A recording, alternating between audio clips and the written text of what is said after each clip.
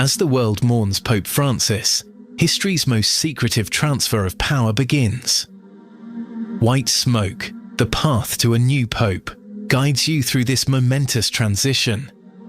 We explain exactly what happens next, leading to the dramatic conclave vote.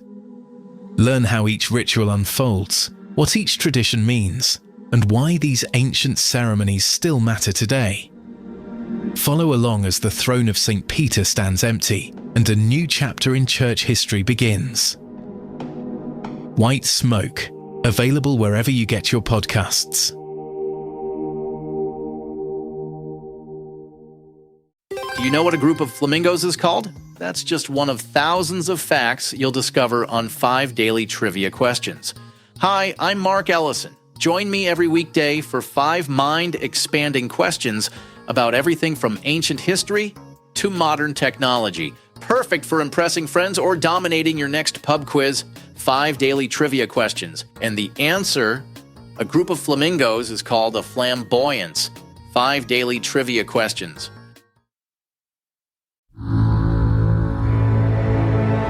Caloroga Shark Media.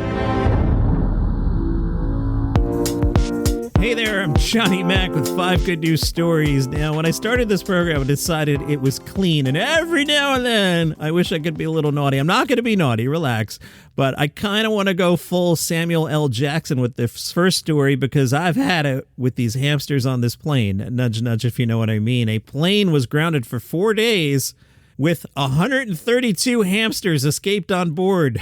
The hamsters escaped from boxes in the cargo hold.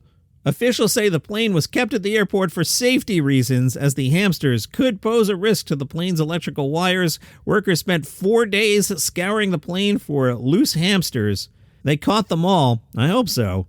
And the plane has returned to Portugal as planned. Whew, I've had it.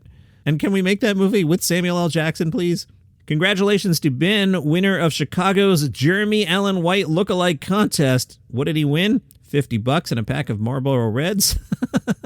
2 roommates, Kelsey and Taylor, advertised the event with flyers. It was supposed to be a joke, and then it gained traction on social media, so they actually had it.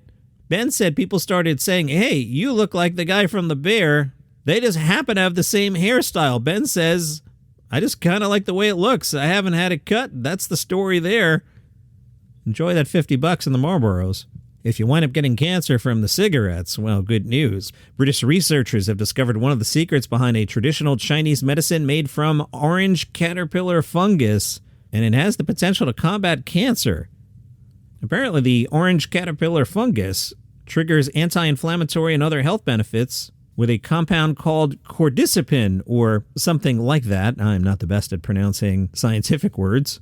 Dr. Cornelia DeMoore is one of the scientists working on this and says, "We've been researching the effects of the cordycepin on a range of diseases for a number of years, and with each step we get closer to understanding how it could be used as an effective treatment. One of the exciting things that have been happening is it's become easier and less expensive to do these very large experiments, so we're able to examine thousands of genes at the same time."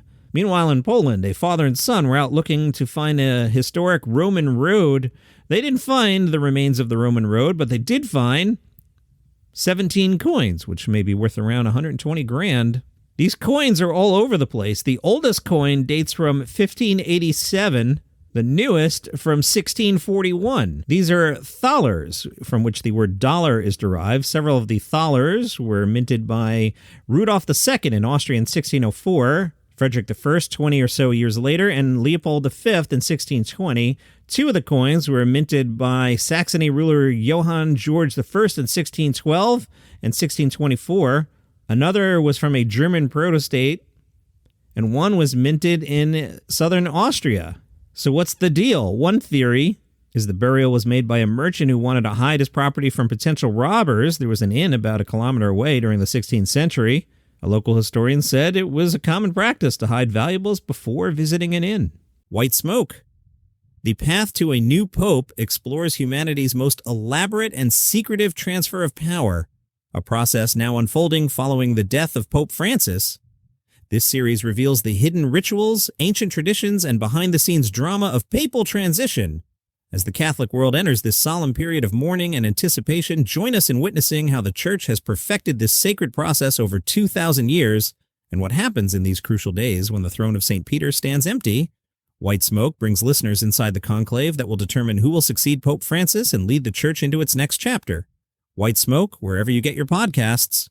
You can get this podcast completely ad-free right now. If you're on Apple, just click the banner that says Uninterrupted Listening, and you'll get your first month free.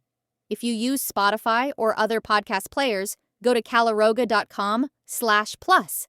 It's just $5 a month, and you'll get access to over 20 premium shows with no interruptions. Binge listen to new series like the political thriller Acting President, Signal Lost, where military secrets land on the wrong phone, and Pager Protocol, the thriller about exploding pagers in the wrong hands. Plus, enjoy daily shows like Palace Intrigue about the royal family, daily comedy news, and 5 daily trivia questions to test your knowledge, and White Smoke, taking you behind the scenes at what's happening right now at the Vatican. You also get all our hot shows like 5 good news stories. Enjoy your favorite content without any ad breaks. Remember, Apple users click the uninterrupted listening banner for your free first month, and everyone else head to caloroga.com/plus. Get ad-free listening today. Hey, good news if you were like, there's not enough Kurt Vonnegut board games. Well, one has been brought back. They tried to do this in 1955 and it didn't work. Kurt Vonnegut's son Mark was 8 years old when they came up with the board game. He said he recalls his father working on the game and hoping to test it, and said he was discouraged about his writing at the time, but he had unshakable faith the game would succeed. The game is called GHQ, as in General Headquarters. Kurt designed it in 1956 and attempted to sell it to game companies and didn't work.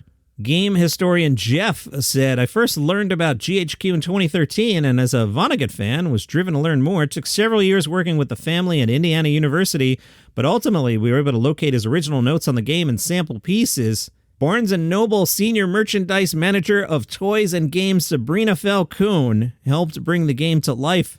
Sabrina says, when Jeff approached me about the Kurt Vonnegut board game, I knew we had to be part of the story. All right, what's the game, John? That's what we want to know. All right. Apparently, it's fast and strategic. 2 people play on an 8x8-inch checkerboard. Players can command infantry, armored vehicles, artillery, and the powerful airborne regiment maneuvering to capture the opposing headquarters. Recommended for ages 14 and up. Usually takes about 20 to 40 minutes to complete, and wait till they find out about Stratego. Those are your 5 good news stories for today. If you enjoy the program, tell a friend about it. They might like it too. If you would like the program without commercial interruption, if you're on Apple Podcasts, there's a banner there. It says uninterrupted listening. Click that and find out some more details. The short version, $5 a month. And then the commercials go away. You get this one and 20 plus others on the network without commercials. One of those shows I host, it's called Daily Comedy News, 7 days a week. And I talk about guys like John Mulaney and Jim Gaffigan and Seinfeld, stand-up comedians. You know what that is. All right. Have an awesome day.